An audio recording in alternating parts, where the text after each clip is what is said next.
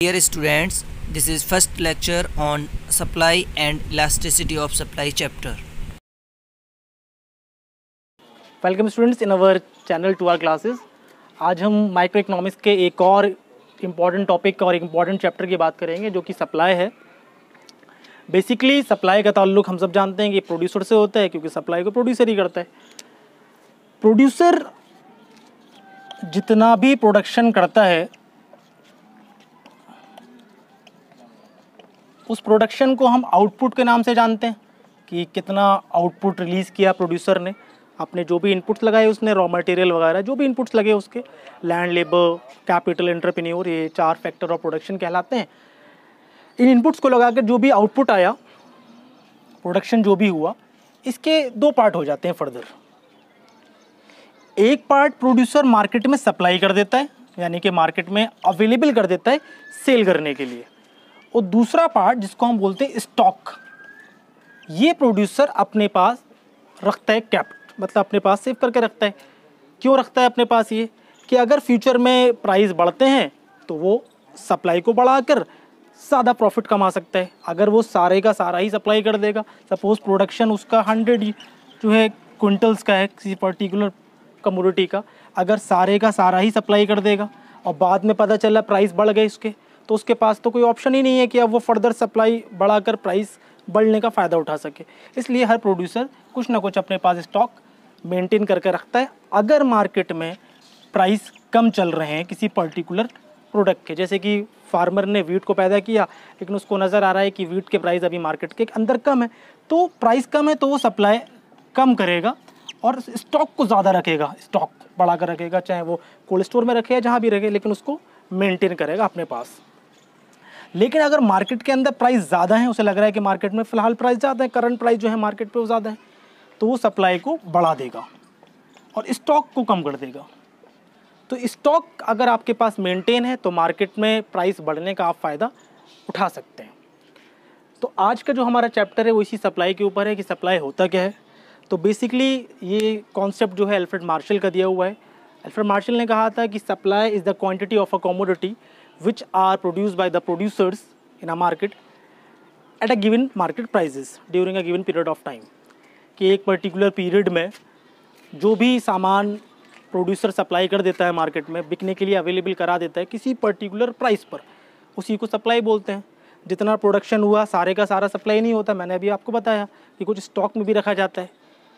Production एक अलग concept है, सप्लाई एक अलग कॉन्सेप्ट है। प्रोडक्शन का एक पार्ट है सप्लाई।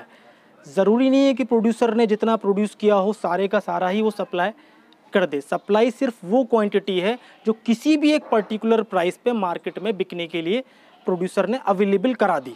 अगर उसको लग रहा है मार्केट में प्राइस ज़्यादा है तो वो ज़्यादा क्वांटिटी अवेलेबल कराएगा, अगर उसको लग रहा है कि प्राइस कम है मार्केट के अंदर तो वो कम क्वान्टिटी अवेलेबल कराएगा।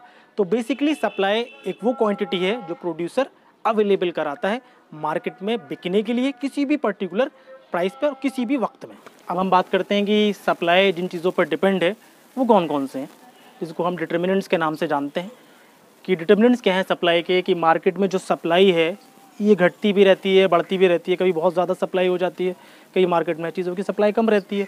तो वो सप्लाई घटती और बढ़ती क्यों है, वो कौन कौन से फैक्टर हैं जिन पर किसी भी कमोडिटी की सप्लाई डिपेंड करती है, वो जो फैक्टर्स हैं उन्हीं को हम बोलते हैं डिटर्मिनेंट्स ऑफ सप्लाई। हम ये भी कह सकते हैं इनको कि ये है फैक्टर्स अफेक्टिंग, कि कौन कौन से फैक्टर्स हैं जो अफेक्ट करते हैं किसी भी कमोडिटी की सप्लाई को। इसी को हम 1 बाय 1 अब डिस्कस करेंगे कि वो डिटर्मिनेंट्स कौन कौन से हैं। सप्लाई का जो सबसे इम्पॉर्टेंट डिटर्मिनेंट है जिस पर सप्लाई डिपेंड करती है वो है प्राइस ऑफ द कमोडिटी।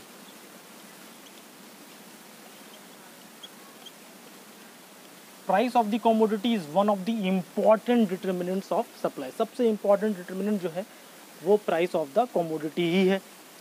दूसरा होता है प्राइस ऑफ रिलेटेड गुड्स, ये भी इसका एक इम्पॉर्टेंट डिटर्मिनेंट्स है, इस पर सप्लाई काफ़ी हद तक डिपेंड करती है। तीसरा टेक्नोलॉजी, कि किस तरह की टेक्नोलॉजी फर्म यूज़ कर रही है। Number 4 goal of the producer, कि उस फर्म का गोल क्या है, इस पर भी हमारी सप्लाई काफ़ी हद तक डिपेंड करती है प्रोड्यूसर की।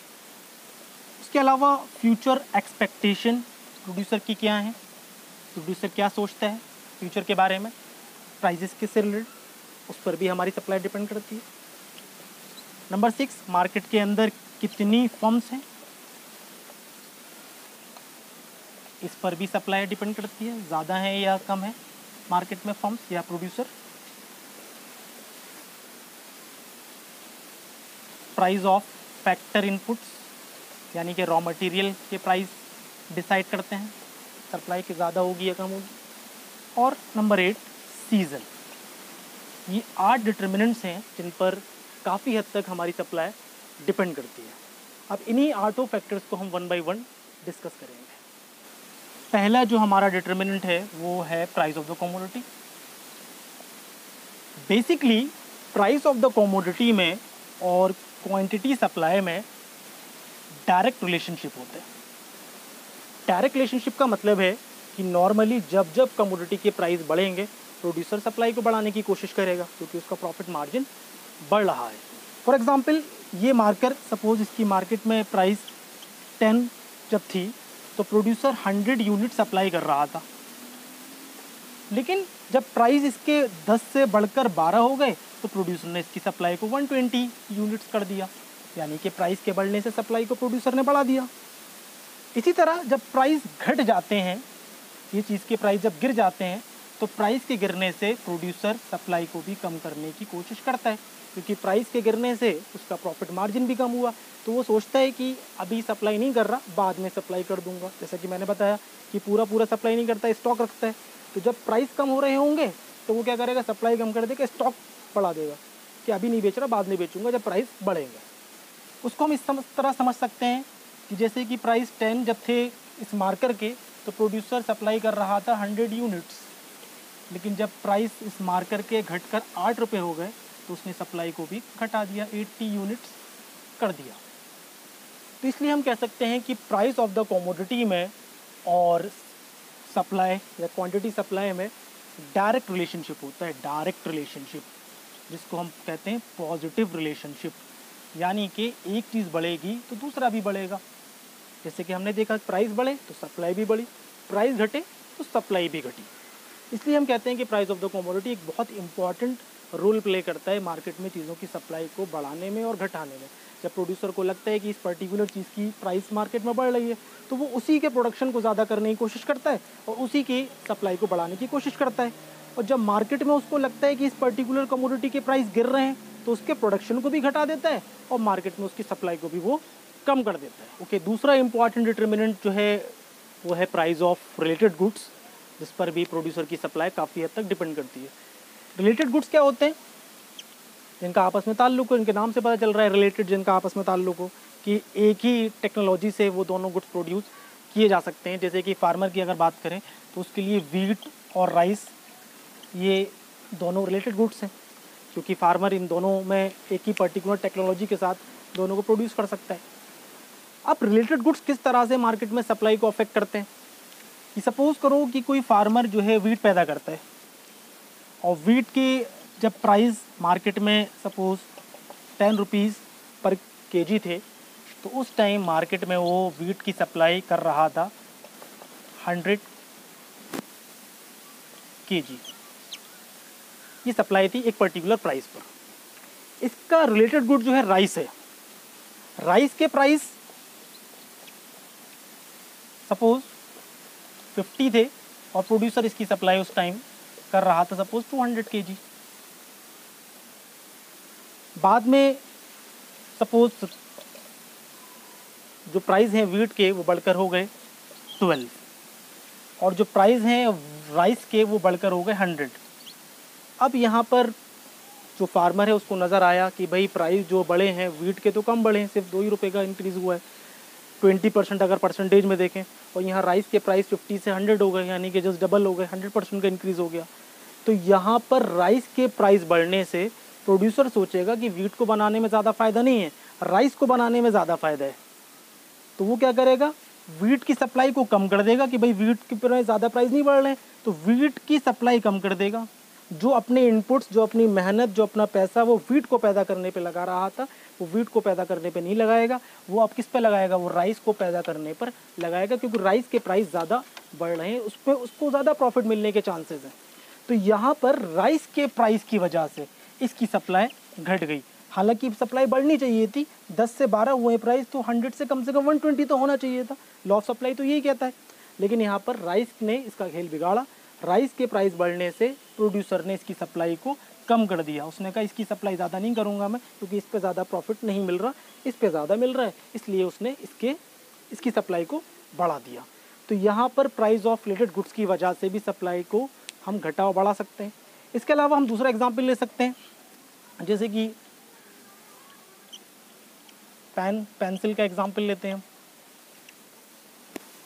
कि मार्केट के अंदर किसी फर्म को नज़र आ रहा है कि मार्केट में पेंसिल की डिमांड कम है, पेन की डिमांड ज़्यादा है, तो वो क्या करेगा भाई, उसके पास टेक्नोलॉजी सेम है जिससे वो पेंसिल भी पैदा प्रोड्यूस कर सकता है, पेन भी प्रोड्यूस कर सकता है।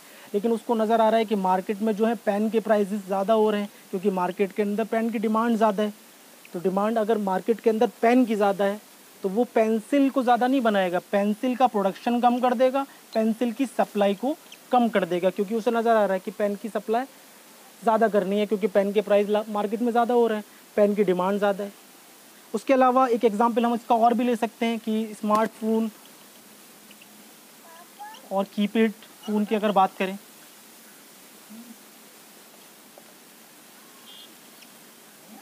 नॉर्मली सेम टेक्नोलॉजी का इस्तेमाल होता है कीपैड फ़ोन और स्मार्टफोन बनाने में। तो जब मार्केट में प्रोड्यूसर को नज़र आया, फर्म्स को नज़र आया कि मार्केट में जो है स्मार्टफोन की डिमांड ज़्यादा है, कीपैड फ़ोन की डिमांड कम है, स्मार्टफोन के प्राइस बढ़ रहे हैं, स्मार्टफोन को बनाने में प्रॉफिट ज़्यादा मिलने के चांसेस हैं, तो स्मार्टफोन के प्राइजेस के बढ़ने की वजह से, स्मार्टफोन की डिमांड के ज़्यादा होने की वजह से प्रोड्यूसर ने कीपैड फ़ोन का प्रोडक्शन कम कर दिया और कीपैड फ़ोन की सप्लाई मार्केट में क्या हो गई, कम हो गई, और स्मार्टफोन की सप्लाई बढ़ गई। तो कभी कभी क्या होता है, किसी रिलेटेड गुड्स की वजह से भी हमारी सप्लाई बढ़ भी सकती है और घट भी सकती है। अगर रिलेटेड गुड्स के प्राइस घट रहे हों, सपोज राइस के प्राइस अगर घट रहे होते तो प्रोड्यूसर राइस नहीं बनाता, सारी मेहनत वीट पे लगा देता, सारी मेहनत यहाँ वीट पे लगाता, वो राइस नहीं बनाता। तो रिलेटेड गुड्स की वजह से सप्लाई हमारी बढ़ भी सकती है और घट भी सकती है। ओके, तीसरा इंपॉर्टेंट डिटर्मिनेंट जो है वो है टेक्नोलॉजी, कि टेक्नोलॉजी पर भी सप्लाई काफ़ी हद तक डिपेंड होती है।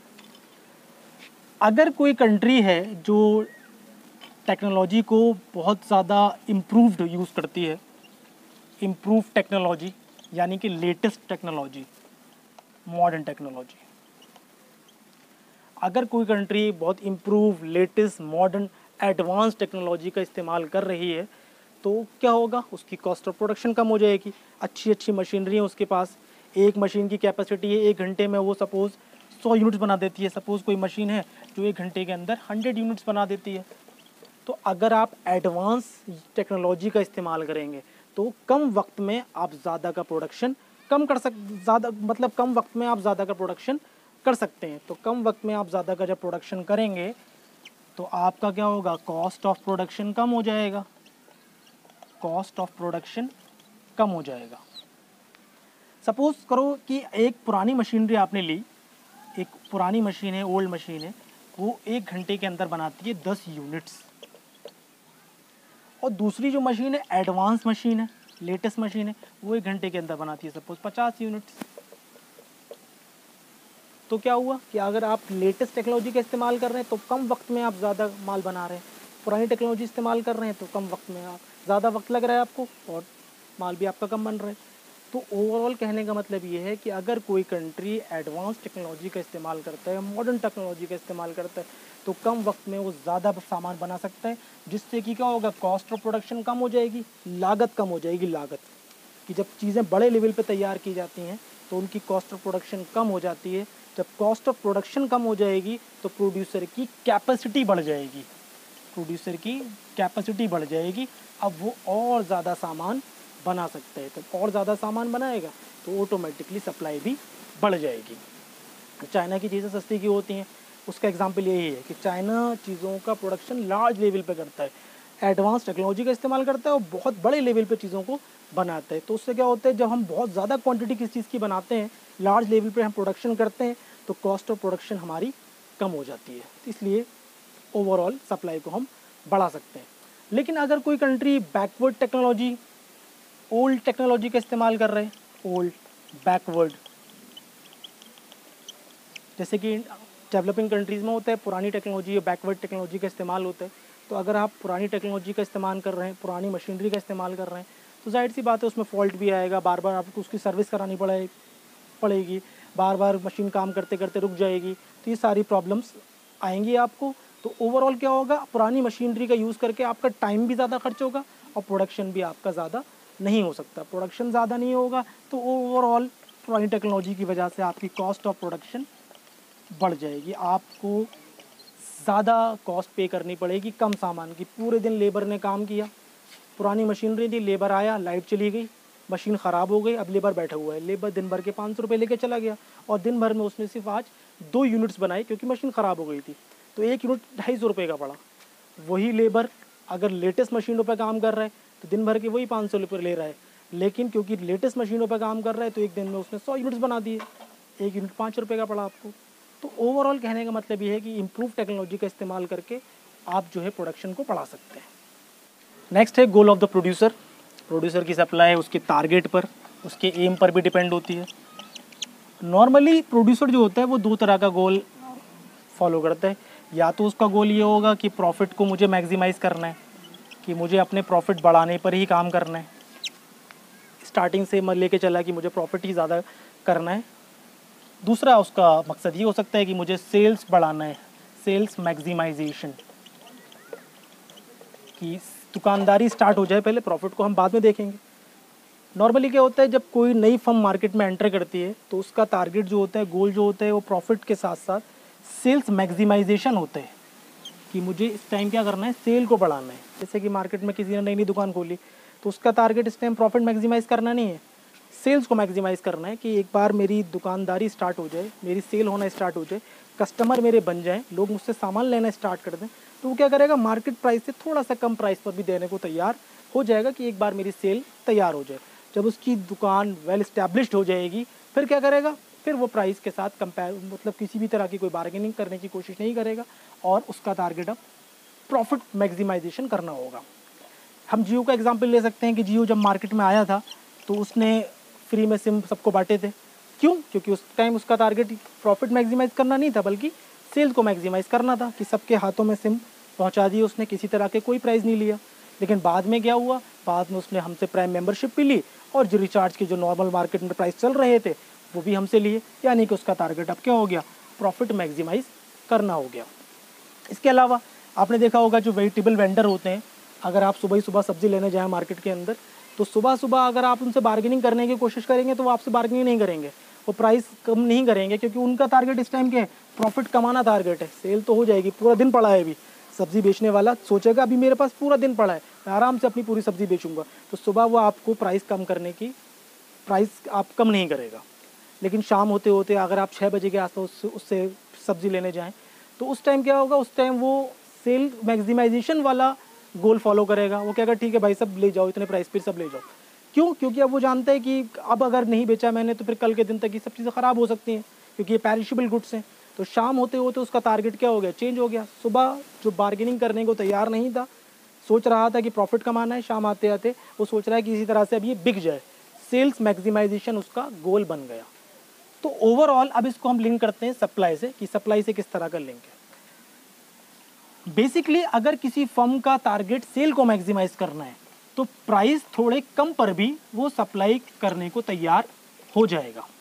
जो मार्केट में प्राइस चल रहे हैं, प्राइस अगर थोड़े कम भी होंगे तो अभी वो सप्लाई को बढ़ा देगा, क्योंकि उसका इस टाइम टारगेट सेल करना है। और अगर उसका टारगेट सिर्फ प्रॉफिट ही करना है तो वो प्राइस के बढ़ने का इंतज़ार करेगा कि प्राइस बढ़ेंगे तभी मैं सप्लाई करूंगा, प्राइस नहीं बढ़ेंगे तो मैं सप्लाई नहीं करूंगा। स्टॉक को मेंटेन कर लूंगा लेकिन सप्लाई तभी करूंगा जब प्राइस बढ़ेंगे। तो इसका मतलब मार्केट में सप्लाई, अगर प्रोड्यूसर का टारगेट प्रॉफिट मोटिव है तो मार्केट में सप्लाई कब बढ़ेगी, जब प्राइस ज़्यादा हो। लेकिन अगर उसका टारगेट सेल मैक्सिमाइजेशन है तो प्राइस कम होने पर भी वो सप्लाई को बढ़ा देगा। हमारा number of firms in the market, market में जितनी ज़्यादा फर्म होंगी, सिंपल सा पॉइंट है, मार्केट में जितनी ज़्यादा फर्म्स होंगी उतनी ज़्यादा सप्लाई होगी। मार्केट में फर्म्स कम है तो सप्लाई कम होगी। फर्म्स मतलब प्रोड्यूसर की, उसको बनाने वाले कितने हैं मार्केट के अंदर, ठीक है। अगर मार्केट में फर्म्स ज़्यादा हैं, प्रोड्यूसर ज़्यादा हैं किसी पर्टिकुलर कमोडिटी के, तो ऑटोमेटिकली सप्लाई भी ज़्यादा होगी।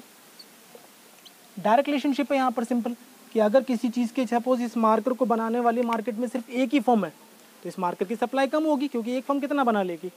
लेकिन अगर इस मार्कर को बनाने की मार्केट के अंदर 10 फर्म है तो जितनी ज़्यादा फर्म होंगी उतनी ज़्यादा सप्लाई होगी। फर्म्स कम हैं तो सप्लाई भी कम होगी। तो basically number of firms supply के साथ हमें डायरेक्ट रिलेशनशिप दिखा देती हैं कि अगर किसी चीज़ को बनाने वाले ज़्यादा लोग मौजूद हैं, ज़्यादा प्रोड्यूसर मौजूद हैं तो उसकी सप्लाई बढ़ जाएगी, कम है तो सप्लाई कम हो जाएगी। ओके, अगला पॉइंट है हमारा future expectations of the producer. Expectation तो हम लोग भी करते हैं, प्रोड्यूसर भी करता है, इसी पर सप्लाई बढ़ती भी है घटती भी है। अगर प्रोड्यूसर ने ये एक्सपेक्ट कर लिया कि इन द नियर फ्यूचर, आने वाले वक्त में इस पर्टिकुलर कमोडिटी को जिसको मैं बना रहा हूँ इसके प्राइस गिरने वाले हैं, उसने ये अज्यूम कर लिया, ये मान लिया, मार्केट को एनालाइज करके या मार्केट की चीज़ों को देखकर ऑब्जर्व करके उसने ये अंदाज़ा लगाया कि मार्केट में इस कमोडिटी के प्राइस गिरने वाले हैं। ये मार्केट जो आज 10 रुपये का है उसे लगा ये फ्यूचर में इसके प्राइस गिरने वाले हैं, ये 8 रुपये का हो जाएगा। तो जब प्रोड्यूसर को ये बात नज़र आ रही है कि फ्यूचर में इसके प्राइस गिरने वाले हैं तो वो क्या कोशिश करेगा कि जितना ज़्यादा हो सप्लाई अभी कर दो, क्योंकि फ्यूचर में क्या है प्राइस गिरने वाले हैं, तो वो अभी सप्लाई को बढ़ाने की कोशिश करेगा अगर उसको ये लग रहा है कि फ्यूचर में प्राइस गिर रहे हैं। तो प्रोड्यूसर अगर ये एक्सपेक्ट करता है कि मार्केट में प्राइस गिरेंगे फ्यूचर में तो वो सप्लाई को बढ़ा देगा। ऑन दी अदर हैंड अगर उसको ये एक्सपेक्टेशन है, उसकी ये मानता है कि फ्यूचर में इस पर्टिकुलर प्राइस के प्रोडक्ट क्या होंगे, बढ़ेंगे, अभी ये मार्केट 10 रुपये का है, उसको लगा फ्यूचर में ये मार्केट जो है 12 रुपये का हो जाएगा, ये उसकी एक्सपेक्टेशन है। तो अगर उसकी एक्सपेक्टेशन ये है कि फ्यूचर में इसके प्राइस बढ़ेंगे तो वो क्या करेगा, फिर सप्लाई नहीं करेगा, फिर सप्लाई को कम कर देगा, बल्कि स्टॉक बढ़ा के रख लेगा कि ये सारे मार्कर अभी स्टॉक में रख दो। क्यों? क्योंकि जब प्राइस बढ़ेंगे तब मैं इसकी सप्लाई करूँगा, क्योंकि उसका मानना ये है कि फ्यूचर में प्राइस बढ़ेंगे, अभी सप्लाई करने से कोई फ़ायदा नहीं है। ओके, अगला पॉइंट है हमारा price of factor inputs. Inputs मतलब जो भी चीज़ें हम लगा रहे हैं किसी पर्टिकुलर चीज़ को बनाने में, जो रॉ मटेरियल है, जो कैपिटल हमने लिया है, जो लेबर है, सारे क्या हैं, ये इनपुट्स हैं, हम लगा रहे हैं। किसी पर्टिकुलर चीज़ को बनाने में जो जो चीज़ें लगाई जाती हैं उसके इनपुट्स कहलाते हैं। इनपुट से ही तैयार होती है कॉस्ट, इनपुट्स से ही तैयार होती है कॉस्ट। अगर किसी चीज़ के इनपुट्स के प्राइस बढ़ गए मार्केट के अंदर, जैसे ये मार्कर है, इसकी इंक महंगी हो जाए, इसकी प्रिंटिंग महंगी हो जाए, इसकी प्लास्टिक महंगी हो जाए, तो ऑटोमेटिकली क्या होगा, ये मार्कर महंगा हो जाएगा। जब ये मार्कर महंगा हो जाएगा तो प्रोड्यूसर सोचेगा भाई रॉ मटेरियल ज़्यादा महंगा है, अब मेरी कैपेसिटी नहीं है, मेरे पास तो फंड लिमिटेड है, तो मैं अब इतने सप्लाई नहीं कर सकता जितना मैं पहले कर सकता था, तो ऑटोमेटिकली सप्लाई कम हो जाएगी। लेकिन अगर इसके इनपुट सस्ते हों, सस्ती इंक मिल जाए, प्रिंटिंग जो इस पर हो रही है वो सस्ती हो, प्लास्टिक जो इसमें यूज़ हो रही है वो भी सस्ती है, लेबर जो इसको बना रहा है वो भी कम पैसे ले रहा है, तो इसका मतलब इसके इनपुट्स सस्ते हैं। तो इनपुट्स अगर सस्ते हैं तो इसकी कॉस्ट कम हो जाएगी। प्रोड्यूसर कहेगा भाई कॉस्ट कम है इसकी, मैं अब ज़्यादा बना सकता हूँ क्योंकि मेरे पास पैसा है, उस पैसे को मैं इस पर लगा सकता हूँ। तो बेसिकली कॉस्ट के बढ़ने से प्रोड्यूसर की प्रोडक्टिव कैपेसिटी जो है, जो प्रोडक्शन वाली कैपेसिटी है उसकी, वो कम हो जाती है। तो हमारा जो ये पॉइंट है फैक्टर इनपुट्स वाला, वो कॉस्ट से रिलेट करता है कि किसी चीज़ के इनपुट्स अगर महंगे हैं, जैसे कि अगर बात करें हम चाय का एग्जांपल लेते हैं, तो चाय एक आउटपुट है और इसके अंदर जो इनपुट्स लगाए जाते हैं वो शुगर है, मिल्क है, टी पत्ती है और लेबर लगता है इंसान का। तो अगर ये सारी चीज़ें महंगी हो जाएं, शुगर महंगी हो जाए, मिल्क महंगा हो जाए, टी पत्ती महंगी हो जाए, तो ऑटोमेटिकली क्या होगा, चाय महंगी हो जाएगी। प्रोड्यूसर के पास लिमिटेड पैसा है, वो लिमिटेड पैसा अगर वो शुगर ख़रीदने पे, मिल्क ख़रीदने पे और टी के पैकेट ख़रीदने पे अगर खर्च कर देगा तो जाहिर सी बात है वो उतनी अब चाय नहीं बना सकता जितनी पहले बना सकता था। तो बेसिकली कहने का मतलब ये है कि किसी चीज़ के इनपुट्स अगर सस्ते हैं तो प्रोड्यूसर उसको ज़्यादा ख़रीद सकता है और ज़्यादा प्रोडक्शन कर सकता है। ज़्यादा प्रोडक्शन होगा तो ज़्यादा सप्लाई होगी। ओके, 8वां पॉइंट है हमारा गवर्नमेंट पॉलिसी। ये पॉइंट भी इंडिया के पॉइंट ऑफ व्यू से तो बहुत इंपॉर्टेंट है, क्योंकि इंडिया में काफ़ी चीज़ों की सप्लाई जो है वो गवर्नमेंट डिसाइड करता है कि ज़्यादा होनी है या कम होनी है। गवर्नमेंट पॉलिसी में बेसिकली दो चीज़ें आ जाती हैं, टैक्सेशन और सब्सिडी। गवर्नमेंट चाहता है कि जिन चीज़ों की सप्लाई ज़्यादा हो, बहुत सारी बेसिक कमोडिटीज़ ऐसी हैं जिनकी सप्लाई गवर्नमेंट चाहता है ज़्यादा हो, प्रोड्यूसर ज़्यादा बनाए, तो क्या करता है गवर्नमेंट उन पर टैक्स कम से कम लगाता है, कम से कम टैक्स लगाएगा उन पर, ताकि प्रोड्यूसर की कॉस्ट ज़्यादा टैक्स पे ना खर्च हो और उसकी कैपेसिटी ज़्यादा हो और वह ज़्यादा माल बना सके। इसके लिए वो उनको सब्सिडी भी देगा कि भाई हम आपसे जो है, सब्सिडी का मतलब जैसे कि हो सकता है उनसे इलेक्ट्रिसिटी के चार्जेस बहुत कम लें, हो सकता है वो बहुत तरह के टैक्सेस जो हैं उनको माफ़ कर दें और एक्स्ट्रा उनको कंसेशन दे दें। अगर प्रोड्यूसर गवर्नमेंट ऐसा करती है तो उस फर्म का फ़ायदा होगा, उसका पैसा जो टैक्सेशन के फॉर्म में गवर्नमेंट के पास जा रहा था वो गवर्नमेंट के पास नहीं जाएगा, वो पैसा उसके पास रहेगा और उस पैसे से वो प्रोडक्शन ज़्यादा कर सकता है। फॉर एग्जांपल, एक फर्म है जो 100 करोड़ का प्रोडक्शन करती है, जिसमें से गवर्नमेंट को 10% टैक्स देना होता है, यानी कि 10 करोड़ तो गवर्नमेंट के पास चला गया। लेकिन अगर गवर्नमेंट टैक्स ना ले उससे तो क्या होगा, ये 10 करोड़ भी उसी के पास रहेगा, इससे वो और प्रोडक्शन कर सकता है, सप्लाई को और ज़्यादा बढ़ा सकता है। ठीक है, तो इसका मतलब टैक्सेशन और सब्सिडी से भी प्रोडक्शन का बढ़ना और घटना रहता है। आपने देखा होगा बहुत सारी कमोडिटीज़ ऐसी होती हैं जो हार्मफुल हैं, तो गवर्नमेंट उस पर बहुत ज़्यादा टैक्स लगाता है, जैसे कि सिगरेट है, ठीक है, अल्कोहल का एग्जांपल ले सकते हैं आप। ठीक है, तो ये कुछ एग्जांपल हैं जहाँ पर गवर्नमेंट बहुत ज़्यादा हैवी टैक्सेस लगाती है, हैवी टैक्सेस। उससे क्या होता है, जब इन पर बहुत ज़्यादा टैक्सेस लगता है तो प्रोड्यूसर का ज़्यादा जो कैपिटल है, ज़्यादा जो उसका पास पैसा है, वो तो गवर्नमेंट के पास चला जाता है टैक्स के फॉर्म में। अब उसके पास बचता है कम पैसा, तो जब कम पैसा है तो इसका मतलब वो कम प्रोडक्शन कर पाएगा, अब ज़्यादा प्रोडक्शन नहीं कर पाएगा। तो इसलिए गवर्नमेंट उन चीज़ों पर सब्सिडी भी नहीं देती। सिगरेट पे कोई सब्सिडी नहीं है, अल्कोहल पे कोई सब्सिडी नहीं है। इसी तरह से और भी बहुत सारी चीज़ें हार्मफुल हैं जिनको गवर्नमेंट चाहता है कि कम सप्लाई हो, कम बने, तो गवर्नमेंट उन पर टैक्सेशन बढ़ा देगा। तो इसका मतलब जिन चीज़ों पे गवर्नमेंट टैक्सेस ज़्यादा लगा रहा है, इसका मतलब गवर्नमेंट चाहता है कि उसकी सप्लाई ज़्यादा ना हो, और जिन चीज़ों पे गवर्नमेंट टैक्सेशन कम कर रहा है, टैक्स कम लगा रहा है, सब्सिडी उनको दे रहा है, इसका मतलब गवर्नमेंट चाहता है कि उनकी सप्लाई मार्केट में ज़्यादा हो। लास्ट पॉइंट है हमारा सीज़न, क्योंकि इंडिया तो वैसे भी एक एग्रीकल्चरल बेस्ड कंट्री है, तो यहाँ पर काफ़ी चीज़ों की सप्लाई जो है वो सीज़न पर डिपेंड करती है। अगर किसी पर्टिकुलर चीज़ का सीज़न है तो उसकी सप्लाई होगी, सीज़न नहीं है तो सप्लाई नहीं होगी। फॉर एग्जांपल, जैसे कि मैंगो का सीज़न हमारे यहाँ होता है, तो मैंगो का अगर सीज़न है तो सप्लाई ऑटोमेटिकली ज़्यादा होगी।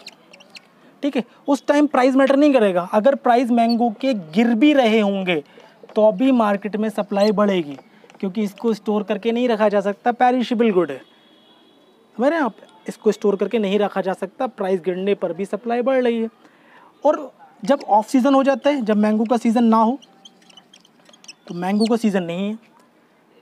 अब मैंगो का सीज़न नहीं है, सपोज़ करो आपको मैंगो की ज़रूरत है, तो मैंगो मिल जाते हैं, कोल्ड स्टोर में रखे होते हैं, वो काफ़ी हद तक मिल जाते हैं, लेकिन प्राइस उनके बहुत ज़्यादा हैवी होते हैं। सपोज़ उनके प्राइस जो है वो ₹100 है, तो मैंगो पर केजी ₹100 मिल रहा है, कितने ज़्यादा प्राइस बढ़ गए मैंगो के। तो प्राइस मैंगो के बढ़े तो सप्लाई बढ़नी चाहिए, क्योंकि लॉ ऑफ सप्लाई में तो हमने यही सीखा कि किसी चीज़ के प्राइस बढ़ते हैं तो प्रोड्यूसर उसको ज़्यादा सप्लाई करता है।